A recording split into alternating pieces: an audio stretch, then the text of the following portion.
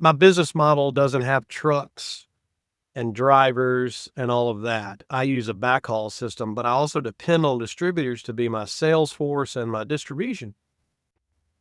Hey, Superfans, Superstar Freddy here. In this episode 179, we're joined by Billy Stitt, the founder of Billy's Small Batch Bacon, a nationally recognized music-infused brand that began as a teenage hobby and grew into a beloved Southern staple. With decades of experience in hospitality and a true gift of storytelling, Billy brings heart, soul, and bold flavor to everything he touches. Get ready to hear how passion, authenticity, and a whole lot of bacon turn one man's vision into a national success. Welcome, Billy, to Business Superfans, a Service Provider's Edge podcast. So let's continue our conversation here on the show. Happy to be here. So am I. I'm interested in the whole backstory of how did you start coming up with making your own bacon and really ending up in a lot of Michelin-style restaurants throughout the country and growing from there. So what got you started in that whole food industry business? I grew up in a little Mississippi Delta town, and my father sold packaging, empty bags and boxes. He would throw my brother and I in the car, and we would wake up in Memphis, St. Louis, Cincinnati, Indianapolis, New York, Chicago, wherever, Michigan, and he was selling. We never went on family vacations. We went on business trips, and no complaints. It was wonderful.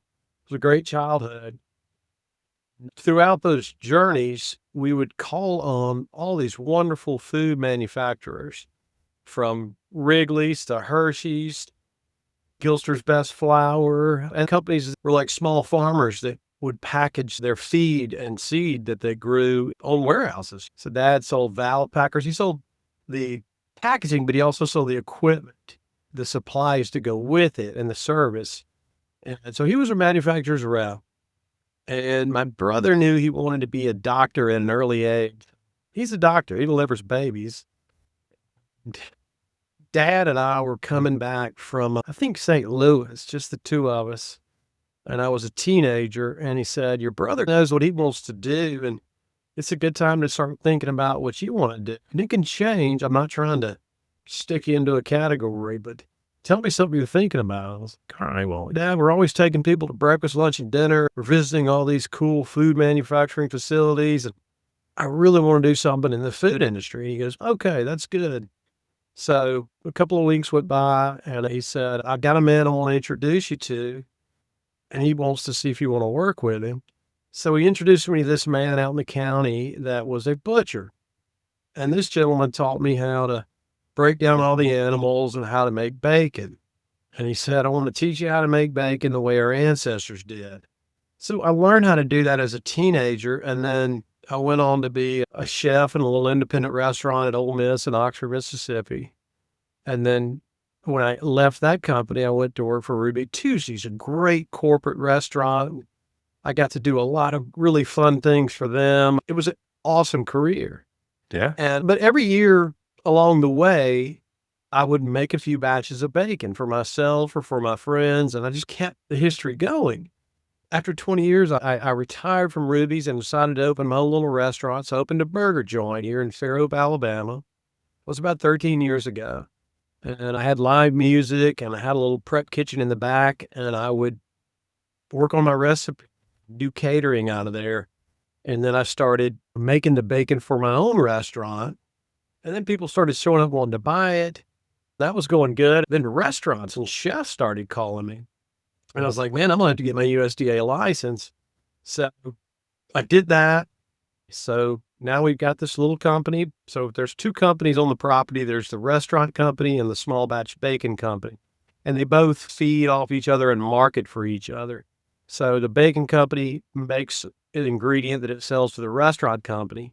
And the restaurant has the courtyard with the live music and the story where the bacon is being serenaded by the songwriters. So there's a lot of cool mystique behind it, and it's just a great, great product. That's No, kind no, of how. that's a great backstory. It gives us a synopsis and a view into the history of how did this all come about, because you're creating a unique brand. You've created super fans because of the fact that people who came into your restaurant got your burgers and bacon, and all of a sudden they says, "Hey, man, this thing is pretty good. How do I get more of this stuff?" And then they started telling other people. That's what I call a super fan, because a super fan is going to be promoting you because they like you. They like what you're doing, and they want to help you. The chefs that were buying it were just phenomenal. And the ones that really got it were the ones that were like, you know what? For you to grow, you've got to be with a distributor. And then the ones, some of them didn't get along with, oh, you got to deliver direct and yada, yada, yada. And that just doesn't, my business model doesn't have trucks and drivers and all of that. I use a backhaul system, but I also depend on distributors to be my sales force and my distribution. When the chef at the Grand Hotel down here said, Billy, we want to get your bacon, but we want to get it through US Foods, lights started going on and bells are ringing, and it happened. And then all of a sudden, I semi trucks pulling in the parking lot to leave me my ingredients for my restaurant, but then they're leaving with my product.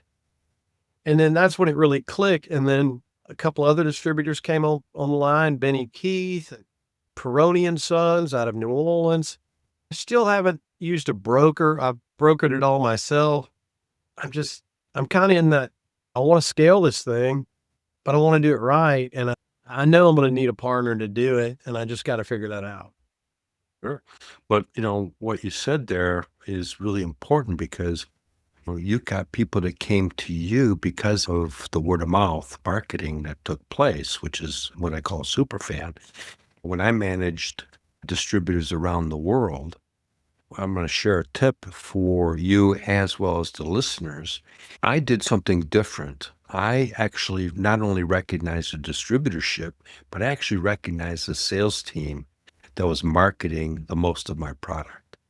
Because at the end of the day, that was the front line to the customer. So the distributorship, the owners and the managers, they need to get it, but it's whoever it is that's marketing your product. And that's who you need to recognize, because that's the one that's talking about it. Right. You're exactly right. And so that's how you build momentum, because that's how I built momentum in the distributorships, because all of a sudden these guys had what I call 12 watches, but 12 different software products. How did I get mind share from somebody thousands of miles away? Well, I communicated with the sales team, and then I keep the owners abreast of what was going on, but that was my team. And that's what you're starting to go through right now, because that's just going to continue that momentum going, because other people are going to see that you're recognizing and appreciating all those people. They're going to, hey, I want in on that. And that's how you get momentum rolling. That's where we are right now. And I really love giving shout outs to these distributors that have helped me and their sales teams. So we're kind of in the southeastern area. We ship all over the country via online orders, but I'm ready to move to further warehouses. I'm like, for example, I'm in a couple of warehouses in the US Foods area down here, but I'm ready to be north, east, and west in a big way. I'm about as south as you can go down here on the Mobile Bay. I'm ready to really scale this thing up and get more product out there. I'm wanting to add some more lines of products following my recipe and my process. So that's where we are right now. One day I'm in a hurry, but in the other sense, it's got to be right. We're a small batch company. Things are done by hand, and the mystique of it, where it's made and how it's made, is pretty amazing.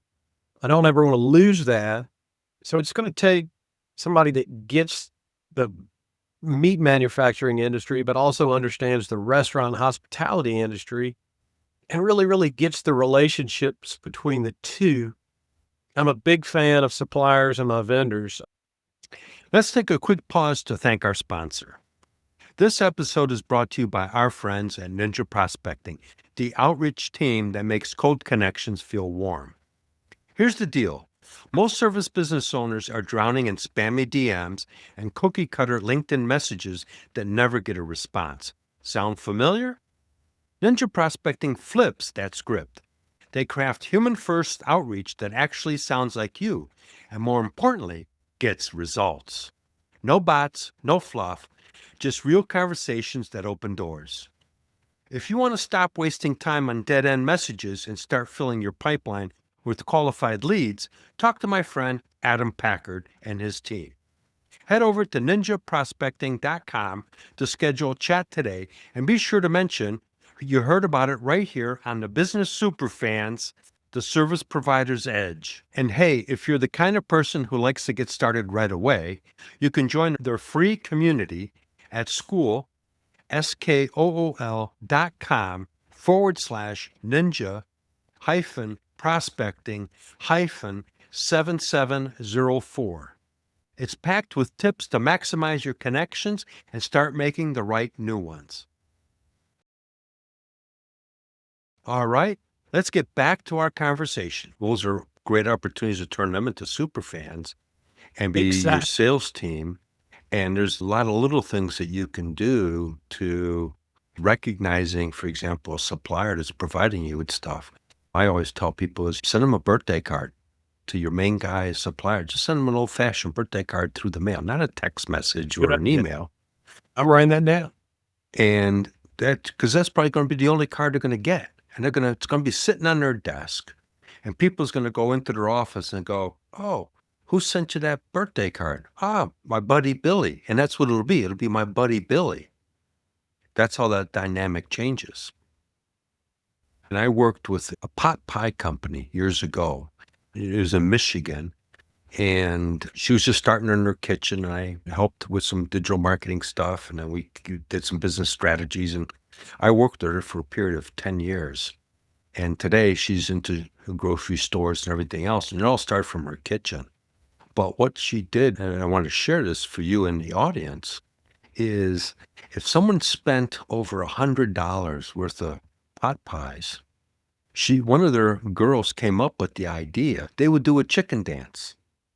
And they videotaped it, and they put it up on Instagram and social media, and it was just stupid, but stupid sometimes is funny.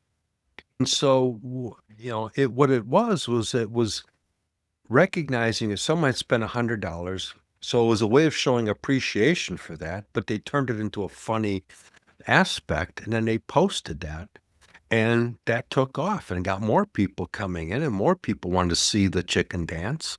And it was just something corny, but it worked. It got traction.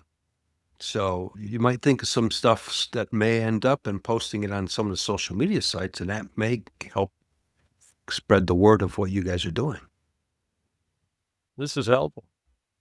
Yeah, just some fun stuff because you've got the restaurant and the bacon facility, so you can really, like you said, you're leveraging the two, take it up to another notch and maybe have a contest who can eat the most bacon or whatever, and they get a prize or just some crazy off the cuff stuff. Usually, Very bacon eaters out there, that's for sure. yeah, I love bacon. So I stay away from it because I love it too much.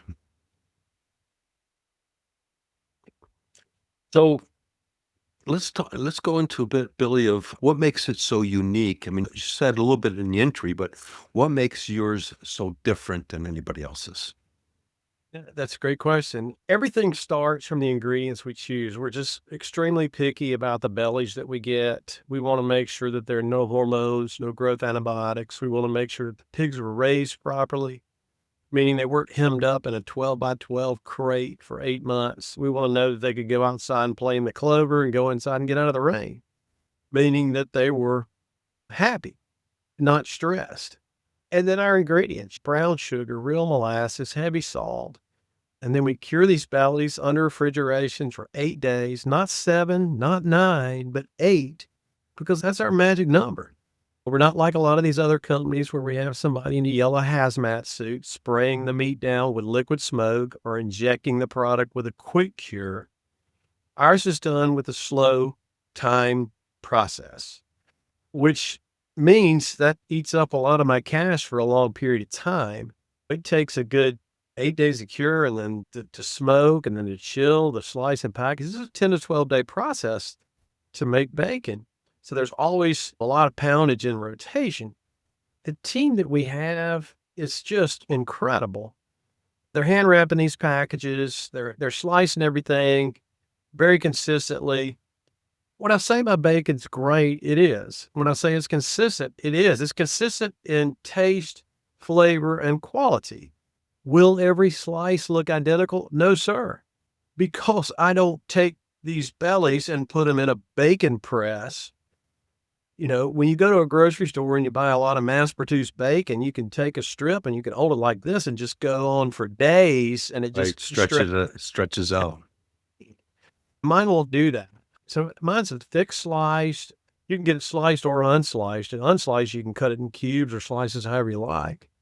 So you get that feeling when you open, well, first of all, when you open a package of Billy's small batch bacon, the aroma just crushes you. It's just like, bam, what is going on? How does it smell so good? That's the first thing.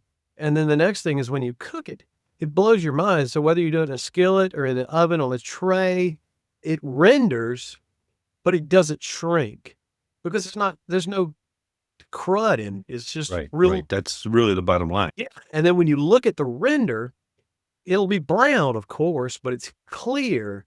And it's really hard to explain. You get this clear, lovely render, but it doesn't shrink to nothing.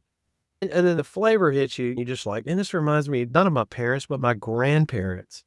This is a celebratory bacon. It's something special. It's expensive. It's a high-end protein. You know, it's something that I want people to say, you know what, we got to get bacon. We're going down to the condo for the weekend at the beach. Let's buy a few packs of the standard bacon and get the kids, let them eat that, and send them down to the beach. And then let's break out Billy's adult bacon and let's have a good time. It's hard to explain, but once you order it, they order again and again. The repeat orders are just wonderful. Yeah, and you're building super fans from that perspective because they'll keep coming back and they keep telling everybody. So that's the aspect. And you mentioned your team because the team is really important. On a show earlier today, it's 4 of us. We call the show Business Lunatics. And we just pick a topic and we go. And today we were talking about culture and team and everything else. And one of the things I brought up in the conversation is that leaders say they work with the team. Right. Bad leaders say that they work for me. And the reality is no, because number one, they're selling their time to you. That's the reality. And 2, if you have the mindset that they're working with you, now it's a team mindset. You just happen to be the leader of the team, but now the team is all empowered versus the mindset, oh, they work for me. Well, not really. They work for themselves, selling you time. Yeah, we're a family here. Whether it's the bacon team or the restaurant team, they all look out for each other. We want to know what's going on with their kids and their families and them to coming to work to be pleasurable. And we want them to be here for a long time. And when they leave, we want them to be considered graduating. We don't ever like to lose somebody on a weird issue or for them to just fall off the planet or disappear. We want everyone to come here and have a great experience. So whatever they go on to do in their life, they look back and say, my time at Billy's making bacon or running the fryer or running the grill or serving tables or bartending, I learned a lot. I learned how to deal with other people. I learned how to sell. I learned how to make things properly and to work clean and neat. That's the kind of stuff we want people to earn and to walk away with when they leave my job.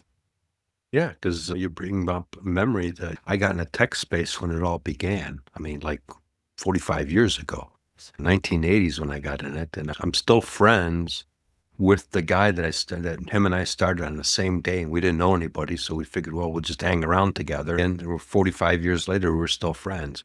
We had camaraderie within the office because it was like 6 of us tech guys in the beginning. It grew to over 30 people in the office. But we would do stuff together. We would go camping together. We would go to sports games together. We'd go to the restaurants, happy hour together. We'd go boating together. And that when you have that collaboration and that environment, I look back, we were all pretty much 7 years at the company till I got bought and things changed. But for 7 years, we just had a blast as a team. Great. And it sounds like what you're doing with your team is they're doing things together besides helping grow the business, but at the same time, they've got collaboration between them and they've got synergy going on within the organization. Definitely what we're trying to build, and we get there. It's a struggle at times, and these last few years have thrown a lot of curveballs at us, but we're still plugging along in a good way. So what else? Let's talk a little bit about how does it get to the restaurants and stuff like that? How did that all kind of take place? Well, the whole thing with the Food Network in the last 20, 25 years has really turned a lot of people into foodies. Whereas in the past, corporate restaurants were considered a joy, a pleasure to go to. I worked for one for 20 years and had a great experience. As people became foodies and they would watch Food Network, for example, or they would watch all these culinary shows and these ingredient shows, it changed the culture of the foodie to where corporate restaurant became a bad word and everything was mom and pop and independent. I've done both, so I get it. And both are wonderful. But what he did was it crushed the corporate restaurant industry. Any good operator owner today would jump at the chance to hire a Ruby Tuesday, Applebee's, Chili's, O'Charlie's, Cracker Barrel. I'm just using those as examples. There's many more trained team member, from dishwasher to general manager to director to server, bartender, cook. Yeah, because they have systems. Yeah, they're going to come. They understand processes. They get that you have to have a recipe to be successful. But the whole hospitality industry really took a big hit. And what people forget is these corporate restaurants at one time were a one-door place. They were a mom and pop shop that got to be a corporate place and created these environments where people can have a job and support their family. Things got lopsided, and I've been really watching the industry. I want to see that stabilize, and the independent single operator, mom and pops, and the corporate restaurants all need to flourish, because the hospitality industry is by far the largest industry out there. I mean, from fast food to fine dining to hotels to resorts and convention centers, grocery stores. I mean, the hospitality industry is huge. Sure it is. Every family's touched by it, whether by having someone working in it or they're trading in it daily. But you brought up a great point there, Billy. Is I think that we're starting to see more of little restaurants popping up where somebody was in corporate and they said, you know what, corporate's great, but I want to do my own thing. And then they pop up. And usually those are the places that my wife and I really enjoy going to, because that's the guy that's there cooking it and comes out and talks to you at the table and everything else. And that reminds me, when I've traveled around different countries throughout the world, that's one of the things that I realize is in other countries, it's not so much as multi-chain places, it's much more of the independents. And that's their livelihood, that's their store. So when you go in there, the service is off the charts. The food is off the charts because that's their business. They have ownership into it. I get it. You need both. And I agree with you 100%. They need to be both elevated. So that the playing field is fair for both independent as well as large multi-chain locations. But I think we're starting to see more going to independent restaurants starting to pop up. There's a bunch of them, and it's a really hard time in our industry just from the cost of doing business and the ingredients, supplies, paper, chemicals, all that stuff is just nuts. It is so expensive right now that your typical historical P&L it's a lot different than the way I was trained and when I grew up on it. Sure. It's brutal. Yeah, right now you have no idea what's coming. So it makes it much harder to plan as a business owner, regardless of the industry you're in. It's difficult to plan a year, 2 years ahead because predictability isn't predictable anymore. You're exactly right. It's always good to have your data and your numbers to study your trends. It's Yeah, dynamic now. 5 minutes and it's different. Right. This COVID situation, and down here we get hurricanes, and we've been lucky this year to not have one, but in the years past we've had two at a time. And you just get, like last year, we had a snowstorm in South Alabama on the beach. And I mean, it didn't just dump a few inches of snow for a little bit and then melt the next day. It stuck around for a week. Yeah, we're down here on the beach and people were breaking out their snow skis. I was one of them. It was amazing. Yeah, that's funny because here in Arizona, a couple years ago, we had snow in the northern part of the valley. We call it the valley here, Phoenix metro area. And I went out and took photos of it just to show snow on desert cactus and stuff like that. People, they were coming back with snowmen on top of the hoods of their cars. They made little snow stuff like that. It's like they Right. had never seen snow in their life. It was kind of funny. So I can imagine down in Alabama on the beach of all places is you got 6 inches or 4 inches or 2 inches, whatever, of snow. It would be like, what the heck is this stuff? It was pretty wild. So let's talk a little bit about the restaurant here real quickly. What makes the restaurant unique? What's the things that it does? I know it's using your own bacon and it's kind of, they're both helping one another, but let's talk a little bit about the restaurant as well.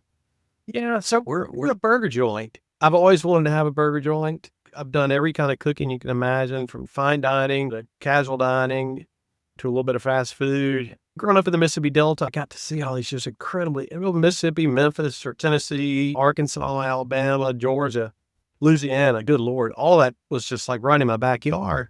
And you would pull up to these places where the building was like leaning this way. And you would walk in and duck your head down to get in, and you'd go sit at a table that looked like it had been there for 100 years and have the best meal in the world. Ask where the bathroom was, and you might have to go outside and find it. I mean, it was just these crazy little joints with phenomenal food and wonderful people where you were just like, you know what? I had the best experience ever. You're not bothered by the setting or what's going on. You're just like, man, this is cool. So I wanted to, That makes it cool in a sense. yeah. So my place is a hodgepodge. It's 80% of it is stuff that people gave up on or was laying on the side of the road or reclaimed wood or whatnot. So we've got some inside dining, a whole lot of outside dining, a bar and a live music stage and some tent. We've got a private party room. We've got a venue, but we're a burger joint. You can come in and order the Billy's burger with bacon and cheese on it, and you'll get the best bacon cheeseburger you ever had. You can also get a great salad with our crumbled bacon on top of it with blue cheese on a grilled wedge. So that's kind of highfalutin for a burger joint. Sure. And we've got great pickup appetizers, salted caramel brownie desserts, killer named sandwiches like our comeback chicken or our comeback shrimp sandwich are so good they make you want to come back. Then we've got some of the heavier entrees like our country fried steak, mashed potatoes, green beans with bacon, great gravy, got a little bit of everything. So it's super casual, but it's a burger joint. We have great hot dogs. We're going to Right. serve an all beef, all natural casing hot dog that'll just knock your socks off. Yeah. It's been a while since I've had a burger. My wife We're loves good. my turkey burgers because I kick them up a notch. Okay. So I put some hot sauce in there and some other ingredients. So it's got a little bit of a punch to it. So it's this turkey in itself is kind of, but I dial it up a couple notches, and so when you're eating it, you're getting flavor. So, but that's my specialty. I can cook the burgers, the meat burgers, but I really enjoy doing the turkey burgers because then I can go crazy and do fun stuff with it. I like the sound of that. We even sell a veggie burger here, and it's delicious. And one of my jokes with the guests is it's pretty good once you put a chicken breast on top of it. There you go. The veggie burger we'll serve quite a few of them every week. It's delicious. It's a great product. A little bit of everything, but we're a burger joint that makes its own bacon. It's cool. That's very cool. And more importantly, the bacon is being eaten in high-end restaurants as well as other places. Are you getting it into any stores anytime soon? We're in quite a few grocery stores, wonderful restaurants, meat shops all across the country order from us. But the other thing that the bacon company and the restaurant promotes is our town. We're in a little community called Fairhope, Alabama. And if you haven't heard of it, It's on the radar. It's this little Bay community that's just booming and active. You're close to some big cities, but you're in this little waterfront community on the eastern shore of the Mobile Bay. I hear it every day. I'll have somebody send me a message on social media or they email me or call me and they'll say, Fairhope, Alabama. Let me tell you who I know from Fairhope. So when I send out my bacon, it's fun to tell them it's from Fairhope, Alabama. The community is another big part of our super fans. We want to be Fairhope. We want to be a big part of Fairhope, and anything that Fairhope has going on, we want to be involved. Yeah, because now you're leveraging the town as well as from a marketing perspective as for your bacon and your restaurant. So you're really associating yourself with that, which elevates your whole visibility. So it's a brilliant marketing strategy. We're in a lot of Piggly Wigglies. We're in some Roper's grocery stores over in New Orleans, a place called Apple Market in Pensacola, which the guy has, his place is very similar to my restaurant. You walk in there, it's the tight aisles and everything looks like it's been there for 100 years, but it's clean and neat and awesome. And he sells my bacon like crazy. And then right down the road, we're in a high-end restaurant called Jackson's Steakhouse on Palafox in downtown Pensacola. And those guys put my bacon underneath their oysters and they treat it like it's the greatest. And it's a platform for their oysters or their scallops. And so it's kind of unique that we've got it in a roadside produce stand. We're also in the high-end 5-star restaurant. And then we're also in resorts and high-end fishing and hunting camps, some ski lodges, hotels, convention centers. That's my target market right now. Those are the people. I want to be everywhere, but I want to be in the right places everywhere. It's an interesting product. When you hold the wrapper and you open it up, and I told you my dad was in packaging his whole life. Right. So you thing or two about packaging. Yeah, this box right here is so much more than a piece of cardboard. It's emotional for me. My dad sold corrugated boxes forever, and when I finally got my own box, it was like, man, this is something. It's full circle. Full circle. We got to get the bacon out here in Arizona. I never heard of it out here. You send me an email, it'll come running. Yeah. I know a bacon guy that can get you. Yeah. I think I might know that same guy. That's right. I got a fraternity brother who lives out in Phoenix, and he orders it a lot, and we ship to every state most every week. Well, as we wrap up here, Billy, how can people find you? Give us some information how they can order some of that bacon. Sure. www.billesbacon.com. billesbacon.com. When you go to the site, read the fun stories, check out the history behind it, but click on shop and it'll take you to a Goldbelly page. They help me promote my product and they send me the orders every day. Shipping's included. You can order a few pounds, or you can order a bunch. We love those orders of a bunch. It's just, that's the easy way to get it. You can also send me a direct email to billy@billesbacon.com.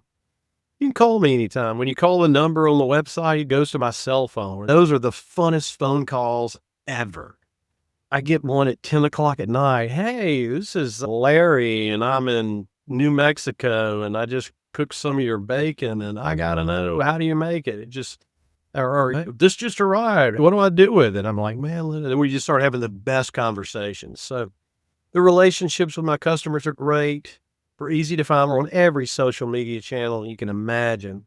Good night. I have a Pinterest page. My daughter helped me set that up. So every social media, the website, of course. We have a new YouTube channel called Billy's Bacon, Burgers, and Bikes because I like bacon, I like burgers, and I like bikes. So that's a fun thing to kind of tune into. You can see the bacon stories, the restaurant catering stories, motorcycle adventures, and, you know, what I'm up to, my hobbies and stuff. Well, we'll make sure that that's in the show notes. Great insights for our listeners, and definitely would love to have you back on the show down the road. This has been a lot of fun for me. All right. Thank you for your time, Billy. Thanks, Freddy. What a powerful reminder from today's conversation with Billy that superfans aren't created by shortcuts or scale. They're earned through craftsmanship, consistency, and genuine care. From learning old school techniques as a teenager to building a small batch bacon brand trusted by top chefs and loyal customers alike, Billy showed us something every service-based business owner needs to hear. When you obsess over quality and relationships, word of mouth does the heavy lifting for you. That's how superfans are born. Customers, partners, and even distributors who don't just buy from you, but advocate for you. And that's exactly what creates sustainable growth without losing your soul as you scale. Join the Entrepreneur Prosperity Hub on School. It's free to join and get your free service provider prosperity playbook at school, school.com/e-prosperity hub. Inside are tools, weekly growth plays, and live virtual events that help you connect, collaborate, and build a business that runs smoothly, predictably, and profitably. Thanks for tuning in today. I'm grateful you're part of the Business Superfans movement. Every listen and every action brings you closer to building your own superfans. Be sure to subscribe to the show. We've got another great guest coming up, focused on what really moves the needle for service-based entrepreneurs. I'll talk with you in the next episode. Remember, one action, one stakeholder, one superfan closer to lasting prosperity. We hope you took away some useful knowledge from today's episode of the Business Superfans podcast. Join us on the next episode as we continue guiding you on your journey to achieve flourishing success in business.